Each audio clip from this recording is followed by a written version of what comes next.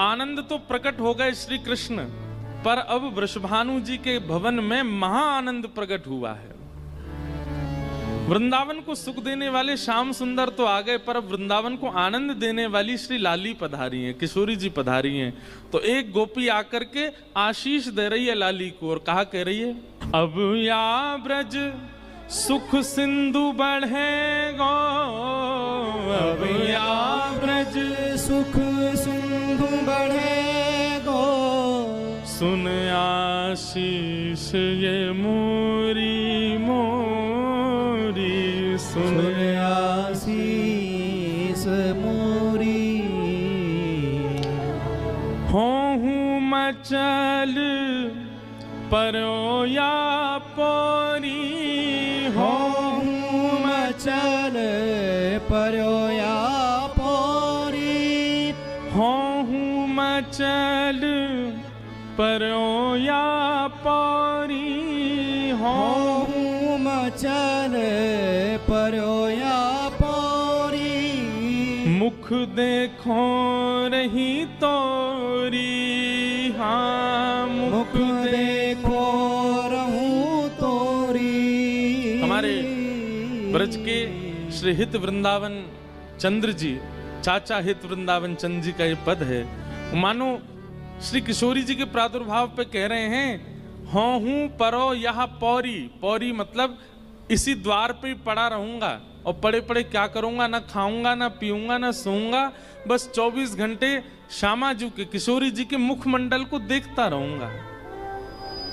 होहूं मचल पर्यो या पौरी, होहूं मचल पर्यो या पौरी, मुख देखो रहो नेरी, हाँ मुख देखो रहूं नेरी।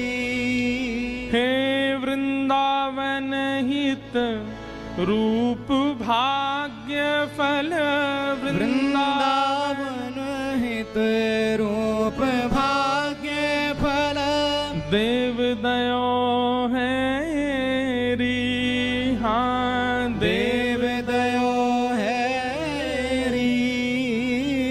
लली चिर जीवनी है तोरी, लली चिर जीवनी है री। भांति भांति के सब अपनी अपनी बधाइयां लेकर के, आशीष लेकर के श्री वृषभानु भवन में आ रहे हैं और कीर्ति मैया की गोद में पौड़ी हुई लाली को देख करके महाराज जी भवन ऐसा भाव बताते हैं कि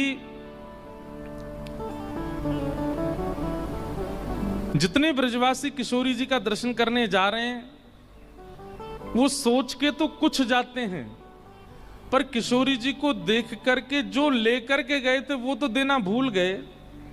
उसके अलावा जो भी उनके पास था, महंगे महंगे आभूषण और जो गले में आभूषण पहने, कानन में जो पहन रखे, हाथन में कड़ूला पहन रखे। एक स्वभाव होता है मानव का कि वो बहुमूल्य वस्तु खुद धारण करता है, पर दूसरों को देने की बारी आती है तो सामान्य वस्तु लेके जाता है। दूसरों को देने के लिए सामान्य भाव लेके जाता है, लेकिन खुद आप धारण करने के लिए बहुमूल्य वस्तु लेता है। तो जितने भी किशोरी जी के दर्शन करने जा रहे हैं सामान्य बालिका समझ करके जाते हैं, सामान्य आभूषण, सामान्य रत्न, सामान्य खिलौने, सामान्य वस्त्र आदि लेके जाते हैं। लेकिन जैसे ही किशोरी जी का मुखमंडल देखते हैं, किशोरी जी का मुखमंडल देख करके जो वस्तु लेके गए उसको तो देना भूल गए, बल्कि गले में पहने हुए आभूषण, हाथन के कड़ूला और जो भी उनके पास है वो सब न्योछावर करके आ जाते हैं। और जो धनवान नहीं है, जिन पर ज्यादा आभूषण रत्न नहीं है, वे सब जाकर के किशोरी जी का रूप देख करके स्वयं को न्योछावर कर आते हैं कि बोले जब तक प्राण रहेंगे जीवन में, हे कीर्ति मैया आपकी लाली के हम दासी बने रहेंगे, दास बने रहेंगे। ऐसा मुखमंडल है, ऐसी किशोरी जी की रूप माधुरी है। कल महाराज जी यहाँ दधी काना कर रहे थे, हम सब लोग उत्सव मना रहे थे। एक जगह महाराज जी वर्णन है कि श्री वृषभानु जी ने जब किशोरी जी प्रगटी तो कैसा दधी काना किया। तो कहते हैं कि ब्रजवासियों ने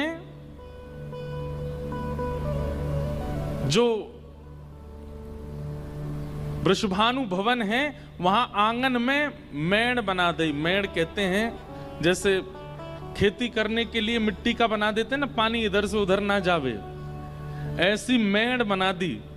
और इतनी ऊंची ऊंची मेड़ बनाई कि जब दही, दूध, घी, केसर, हल्दी को जल, ये सब जब लुटाए जा रहे थे कि उसमें गोते खा रहे थे, आनंद कर रहे थे, मानो जैसे क्षीर सागर प्रकट हो गया हो बरसाने में।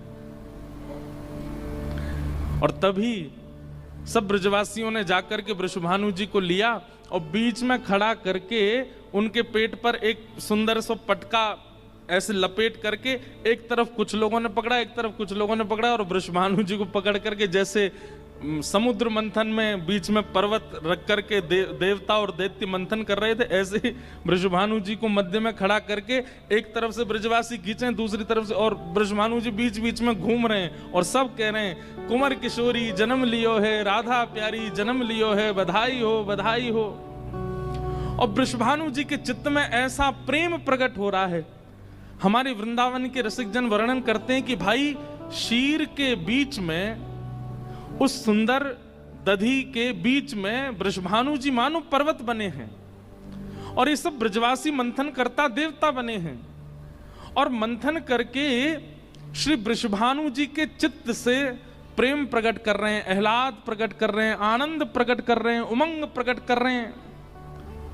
और वह सब प्रकट करके श्री वृषभानु जी रत्न जवाहरात और जो जो उनकी आंखों के आगे आता है सब लुटा रहे हैं ब्रजवासियों को। अद्भुत आनंद हो रहा है। आहा,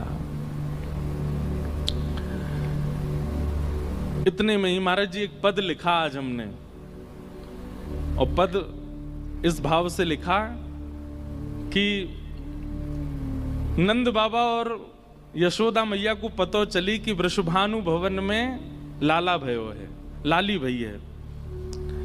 तो अपने 1 वर्ष के लाला को तैयार करके यशोदा मैया अपनी गोद में लेकर के खूब सारे रत्न जवाहरात आदि लेकर के बरसाने जा रही हैं लाली को दर्शन करने के लिए।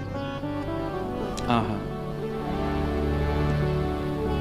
आए नंद रानी आए नंद राय ले, बधाई संग रानी वास, नागरिया मिली रानी रानियों विनोद में। श्री नंद बाबा बधाई लेकर के रंगवास में आए हैं, श्री वृषभानु जी के यहां आए हैं। और वहां पर जैसे ही, अब ये पद तो हमारा नहीं, हमारा जो पद वो भी सुनाऊंगा मैं, ये तो ब्रज का भाव है। तो जैसे ही नंद बाबा पधारे, गोद में लेकर के अपने लाला को, 1 वर्ष के लाला को श्री यशोदा मैया लेकर के आई। ऐसो चाव भरे हो मन में, ऐसी आनंद भरे हैं श्री यशोदा जी के मन में। जैसे ही स्वर्ण के पलना को देखो, मचल गई, हाथ से लाला छूटन लगे।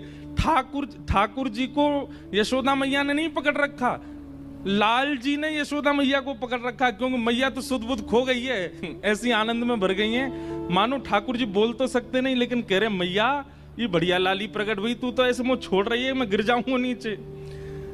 मैया ने ढीले छोड़ रखे हैं ठाकुर जी ने पकड़ रखी है मैया कि मैं कहीं गिर नहीं जाऊं। ऐसे आनंद में भर गई यशोदा मैया।